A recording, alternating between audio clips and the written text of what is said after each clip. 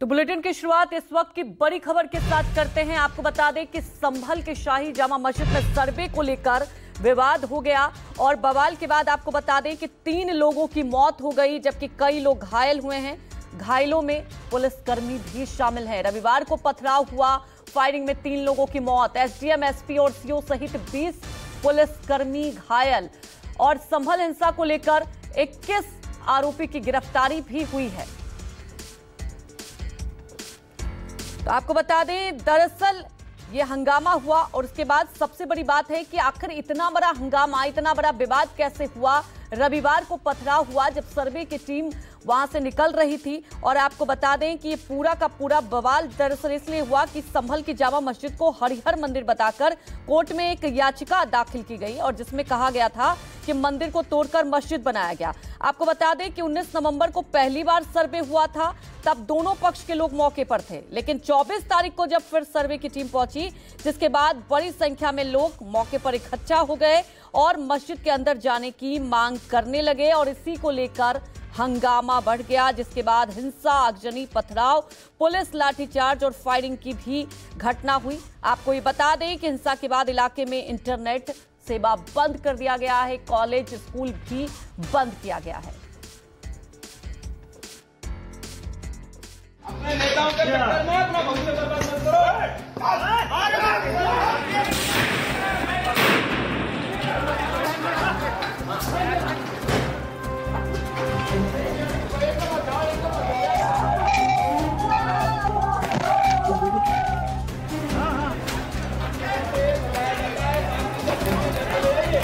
बाहर कुछ भीड़ है जिन्होंने शरारती तत्व उन्होंने पत्थरबाजी का प्रयास किया। गाड़ियां जो जामा मस्जिद के परिसर के पास में खड़ी थी, उनमें आग भी लगाई गई है।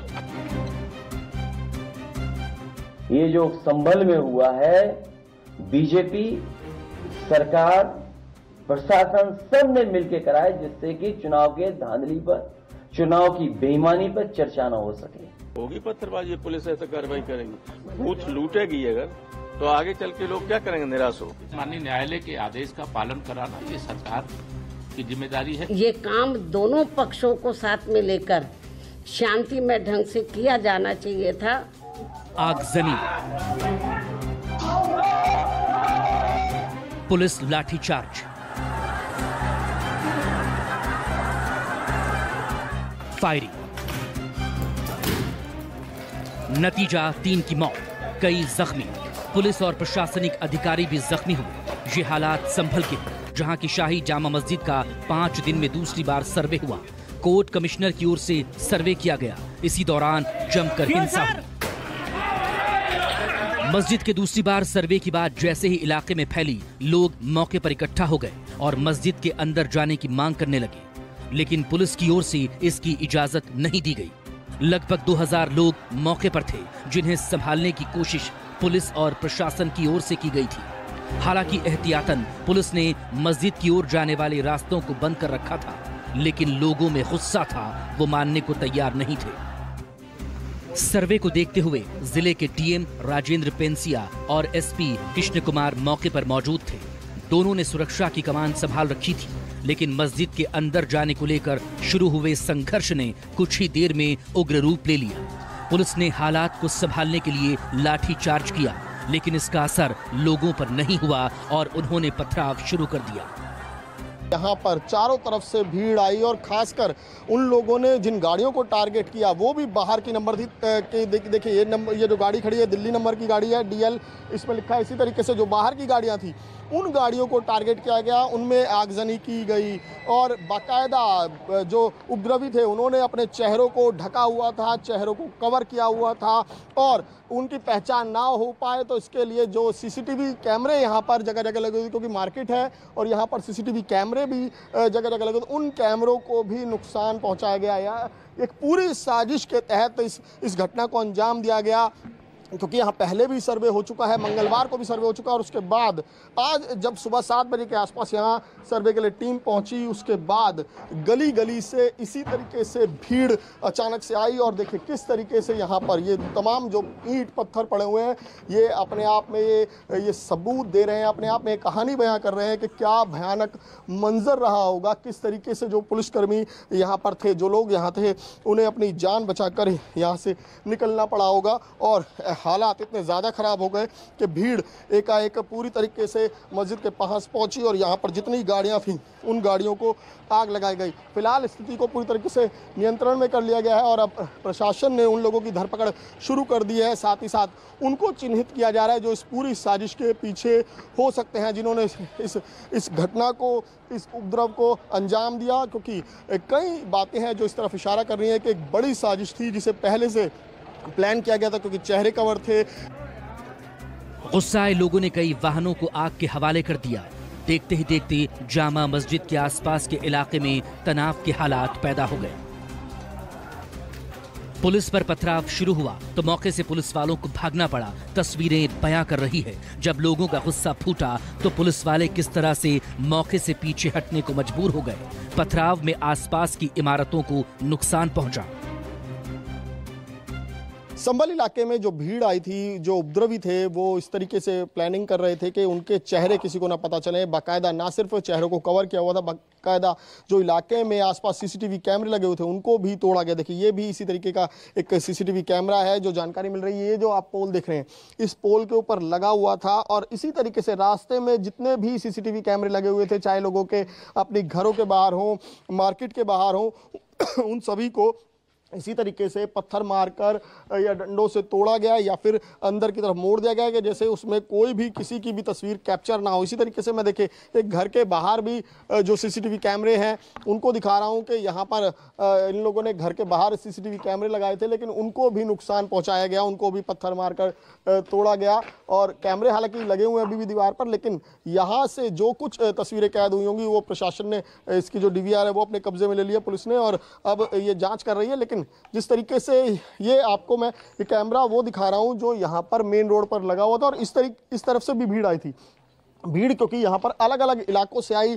जो आप मेरे पीछे ये रोड देख रहे हैं, यहाँ से भी भीड़ आई। जो इस मस्जिद की तरफ से दूसरी साइड है, जो जहाँ मार्केट है, वहाँ से भी भीड़ आई और जो राइट साइड में दूसरी तरफ है वहाँ से भी भीड़ आई। यानी कि 3 तरफ से अलग अलग जगह से भीड़ इकट्ठी हुई और उसने ताबड़तोड़ पथराव शुरू कर दिया। जो गाड़ियाँ दिखी उन गाड़ियों में आगजनी की गई और बाकायदा यहाँ पर आधे घंटे तक एक बेहद ही खौफनाक माहौल रहा था, जिसे अब पुलिस ने पूरी तरीके से काबू में कर लिया है।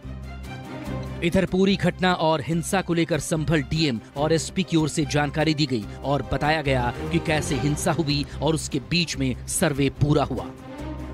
सर्वे कंप्लीट हो चुका है और सर्वे टीम को सुरक्षित हमने अपनी जगह पे पहुंचा दिया है और बाकी जो चीजें हैं वो अभी कंट्रोल में है। जो भी दंगाई हैं या जो भी शरारती तत्व हैं उन पर कठोर कार्रवाई की जाएगी और किसी को भी बख्शा नहीं जाएगा। हुड़दंगी भीड़ ना होके एक टारगेटेड तरीके से पुलिस और प्रशासन को है वो चैलेंज करने का काम किया है। इन लोगों के खिलाफ NSA की कार्रवाई है वो अमल में लाई जाएगी। ड्रोन से वीडियोग्राफी कराई गई है और मोबाइल से भी वीडियोग्राफी इन सब लोगों की हुई है। CCTV कैमराज से भी कई सारी टीमें लगा के इन सब लोगों को आइडेंटिफाई किया जाएगा और इन सब लोगों के खिलाफ है कठोर से कठोर कार्रवाई अमल में लाई जाएगी। हंगामा, हिंसा, आगजनी और पथराव के बीच जामा मस्जिद के अंदर सर्वे चल रहा था। लगभग 2.5 घंटे के बाद सर्वे की टीम जामा मस्जिद से बाहर निकली। तनाव को देखते हुए टीम को मस्जिद के पिछले दरवाजे से बाहर निकाला गया। पुलिस और प्रशासन के आला अधिकारी मौके पर पहुंचे। कमिश्नर आंजनेय कुमार, IG और DIG हालात पर नजर रखने के लिए संभल में हैं। हम इस समय खड़े हैं संभल की जो शाही जामा मस्जिद है, इसमें हरिहर मंदिर होने का दावा किया गया था और इसमें सुबह एडवोकेट कमीशन की टीम जिस समय सर्वे करने पहुंची थी उस समय यहाँ पर हंगामा हुआ था, पथराव हुआ था और आगजनी की भी तस्वीरें यहाँ पर सामने आई थी। हम आपको बता दें ये पीछे के आप हालात देख सकते हैं किस तरह से पुलिस फोर्स यहाँ पर तैनात है और यहाँ पर जो ये पथराव आगजनी की जो तस्वीरें थी वो इसी इलाके से है। ये जो पूरा इलाका है ये पूरा शाही जामा मस्जिद है, पीछे इसके पीछे का ये पूरा इलाका है। 24 आपको ग्राउंड रिपोर्ट से, ग्राउंड जीरो से दिखा रहा है आपको। ये तस्वीरें हैं, ये एक वाहन था जिसको आग के हवाले यहाँ पर किया गया है। वो आप देख सकते हैं यहाँ पर जो पथराव और आगजनी की तस्वीरें हुई थी उनको अब साफ सफाई का काम यहाँ पर किया जा रहा है। पूरे शहर में इस समय आपको बता दें तनाव का माहौल है। यहाँ पर डीएम एसपी खुद फ्लैग मार्च कर रहे हैं, लोगों से अपील कर रहे हैं। वहीं घटना के बाद पुलिस की ओर से कार्रवाई शुरू की गई। उन जगहों की साफ सफाई कराई गई जहां पथराव हुआ था। साथ ही उन लोगों को भी पकड़ा गया जिन पर पथराव और आगजनी का आरोप है। दरअसल संभल की जामा मस्जिद को लेकर कोर्ट में एक केस दर्ज कराया गया जिसमें जामा मस्जिद को हरिहर मंदिर बताया गया है। इसी को लेकर कोर्ट की ओर से जामा मस्जिद के सर्वे का आदेश दिया गया था। 19 नवंबर को सर्वे हुआ था, लेकिन 24 नवंबर को जब दूसरी बार सर्वे की टीम मौके पर पहुंची तो हालात बेकाबू हो गए। पीसफुल सर्वे चल रहा था, 7 बजे टीम पहुंच गई थी। इसी दौरान कुछ लोग इकट्ठे हुए जामा मस्जिद के सामने नारेबाजी करने लगे और नारेबाजी के उपरांत वहां पुलिस की सुरक्षा थी, पर्याप्त सुरक्षा थी।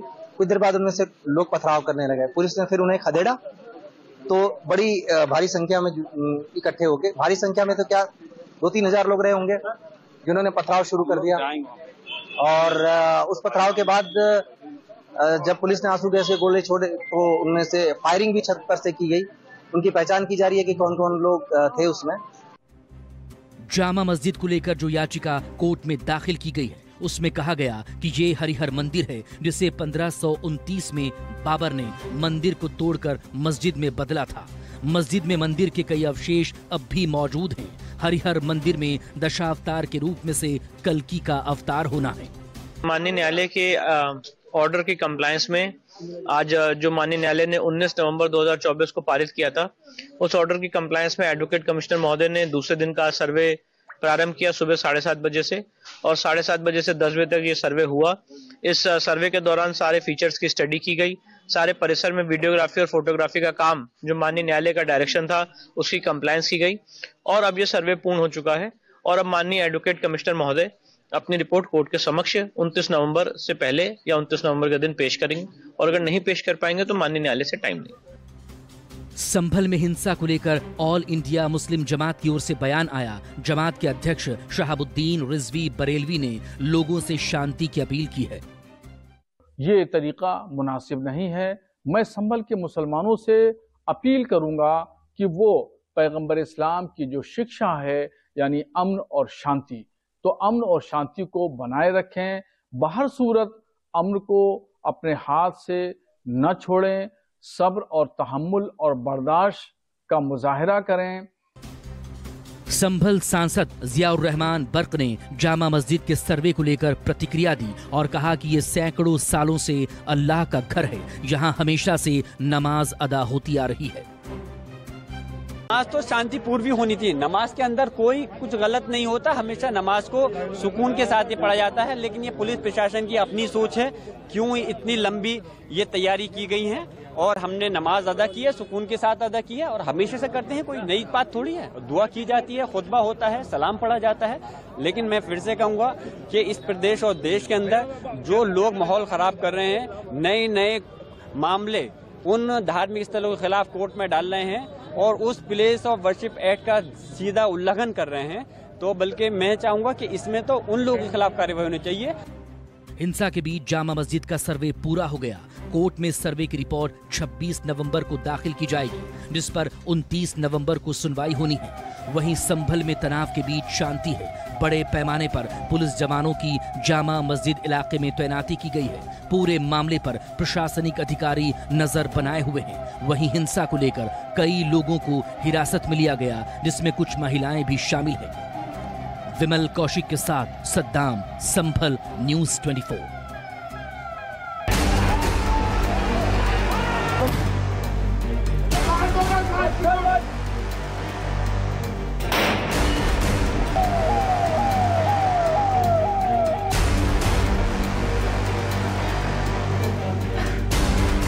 संभल में जिस तरह से शाही जामा मस्जिद के सर्वे के दौरान हिंसा हुई, तनाव के हालात बने, उसको लेकर राजनीतिक दलों की ओर से शांति की अपील की गई। समाजवादी पार्टी के नेता अखिलेश यादव ने सोशल मीडिया पर पोस्ट कर लोगों से शांति की अपील की, तो पूर्व सीएम और बीएसपी अध्यक्ष मायावती ने भी शांति बनाए रखने की अपील की है। वहीं अखिलेश यादव ने न्याय की उम्मीद नहीं छोड़ने की बात भी कही। साथ ही उन्होंने पूरे मामले को लेकर बीजेपी को निशाने पर लिया। समाजवादी पार्टी के मुखिया ने कहा कि हिंसा के लिए बीजेपी सरकार जिम्मेदार है। उन्होंने कहा कि यूपी में विधानसभा उपचुनाव के दौरान जिस तरह से धांधली हुई उस पर कोई चर्चा नहीं हो, इसीलिए संभल में जामा मस्जिद का सर्वे कराया गया, जबकि मस्जिद का सर्वे पहले ही हो चुका था। कानूनी और कोर्ट के जो प्रोसीजर उसमें मैं नहीं जाना चाहता हूं कि दूसरे पक्ष की सुनवाई ही नहीं है, कोई सुनने वाला नहीं है दूसरे पक्ष को। और ये जानबूझ के इसलिए किया है कि आज किस बात पे चर्चा हो, किस इमोशन पे चर्चा हो, ये जानबूझ करके सरकार ने कराया है।